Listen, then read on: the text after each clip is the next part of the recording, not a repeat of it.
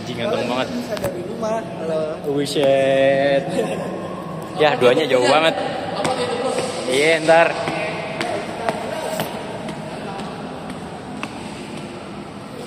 Hey, feeling good, like I should.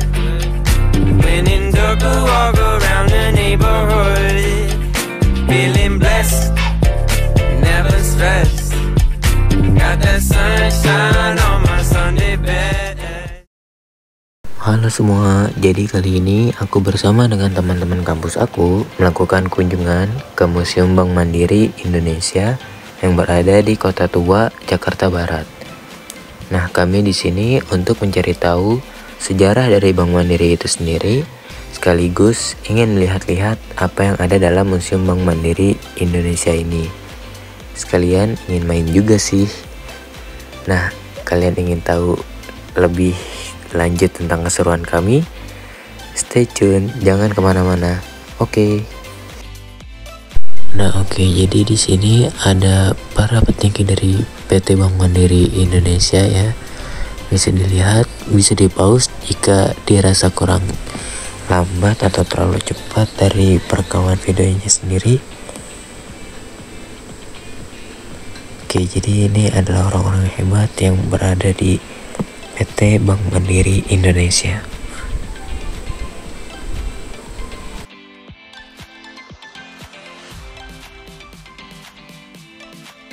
Nah, jadi sambil jalan-jalan melihat isi dari Bank Museum Mandiri ini, sedikit saya menceritakan sejarah singkat dari Bank Mandiri. Jadi Bank Mandiri merupakan salah satu bank terbesar di Indonesia yang didirikan pada 2 Oktober 1998 sebagai bagian dari program restrukturisasi perbankan yang dilakukan oleh pemerintah Indonesia setelah krisis ekonomi Asia pada tahun 1997 sampai 1998. Nah, jadi Bank Mandiri itu merupakan penggabungan atau merger dari 4 bank milik pemerintah, yaitu yang pertama ada Bank Bumi Daya atau BBD, yang kedua ada Bank Dagang Negara atau BDN, yang ketiga ada Bank Ekspor Impor Indonesia atau Bank Eksim, dan yang terakhir ada Bank Pembangunan Indonesia atau BAPINDO. Nah, tujuan dari penggabungan ini dilakukan untuk meningkatkan efisiensi operasional, memperkuat permodalan, dan mengatasi masalah likuiditas serta kualitas aset yang muncul akibat krisis ekonomi.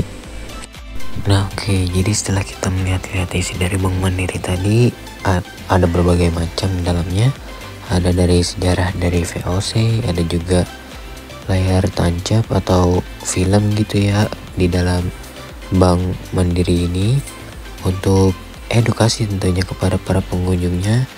Nah, untuk berikutnya, penasaran gak sih gimana cara Bank Mandiri itu menyelesaikan setiap masalahnya, baik itu di bidang pelayanan nasabah atau teknologi yang digunakan oleh Bank Mandiri itu sendiri, atau bahkan dampak Bank Mandiri tersendiri kepada pembangunan di Indonesia, baik itu dalam bidang properti maupun infrastruktur. Oke, jadi langsung aja kita menuju ke sesi wawancara atau tanya jawab dengan salah satu pihak Bank Mandiri, Bapak Prabowo. Oke, langsung kita mulai aja Pak. Oke. Pertama, Assalamualaikum warahmatullahi wabarakatuh. Waalaikumsalam warahmatullahi wabarakatuh. Kami dari mahasiswa Prodi Manajemen Fakultas Ekonomi Universitas Jakarta izin untuk mewawancarai Bapak terkait Bank Mandiri. Oh ya. Nah, Pak, sebelumnya perkenalkan dulu, nama saya Zulfa Hendri. Ya. Nama saya Fajar Dwi Santoso. Ya. Nama saya Revananda. Oke, sama saya Prabowo di sini sebagai supervisor. Untuk di Bank Mandiri kita di sini sudah ada standar pelayanan, Mas. Jadi untuk standar pelayanan kita sudah ada kayak pakemnya lah atau istilahnya prosedurnya. Jadi untuk pelayanan kita sudah ada untuk skenario nya itu yang kita sudah terapkan. Jadi misalkan Mas tadi Mas siapa? Zulfa. Mas Zulfa misalkan datang ke Mandiri UNJ, nanti sama Mandiri yang di cabang lain itu pasti pelayanannya hampir sama. Oh, bisa dibilang SOP-nya gitu ya? SOP-nya, dan kita di sini sudah ke arah digital untuk Bank Mandiri. Jadi kita di sini untuk case-case tertentu kita sudah arahkan untuk pakai digital, kayak misalkan penggantian kartu ATM. Itu bisa kita arahkan melalui mesin penggantian di mesin ATM, itu bisa untuk penggantian ATM langsung seperti itu sih. Makanya untuk pelayanan kita di sini sudah ke era digital, itu bisa mempersingkat waktu untuk antrian nasabah, juga pelayanan juga lebih cepat gitu sih Mas. Percaya nasabah, kita selalu menjaga untuk customer experience, dan kita di sini juga sudah disurvei Mas. Kita di tahun sebelumnya sudah menjadi the best bank untuk survei, itu sudah menjadi juara 1 selama 8 tahun berturut-turut di Bank Mandiri. Karena kita setiap ini juga sudah ada untuk skenario dan juga sudah dilatih untuk cara pelayanannya. Dan setiap itu kita juga untuk menanyakan kelayakan untuk pelayanan di Bank Mandiri seperti apa, kita sudah ada untuk tim untuk yang mengujinya atau yang ngetesnya gitu sih Mas. Oh gitu. Nah Pak, kan tadi Bapak bilang tim survei gitu ya. Nah di sini survei dari lembaga doang atau buat kayak nasabah umum juga gitu? Ya, untuk tim surveinya kita ada beberapa, ada tim survei internal itu yang bagian checklist untuk internal di Bank Mandiri. Ada juga kita survei menggunakan jasa pihak ketiga. Itu dari semua bank pasti dengan jasa yang sama, itu dari pihak ketiga itu pasti semua bank disurvei dengan pelayanan sama gitu. Oh gitu. Untuk daerah terpencil, jadi Mandiri ini sudah kerjasama dengan kayak agen-agen Mas. Kita di sini kerjasama sama nasabah kita yang bekerja sama, misalkan dia ingin menjadi agen Bank Mandiri. Jadi kita di sini bisa merekrut untuk agen nasabah. Jadi nasabah nanti bisa untuk pembukaan rekening dengan si agen tersebut. Betul. Itu biasanya di daerah-daerah terpencil atau terpelosok. Kita kerjasama sama agen-agen itu. Itu nanti kita fasilitasi untuk pembukaan rekening, bisa untuk store tunai juga gitu sih. Jadi sudah menyeluruh lah untuk yang di desa-desa gitu Mas. Oh, untuk di Mandiri ada, kita sudah ada produknya Livin Merchant. Itu di mana untuk QRIS Bank Mandiri itu di sini untuk yang penjual atau pedagang-pedagang. Di sini untuk kelebihannya kita Livin Merchant itu untuk transaksinya itu free.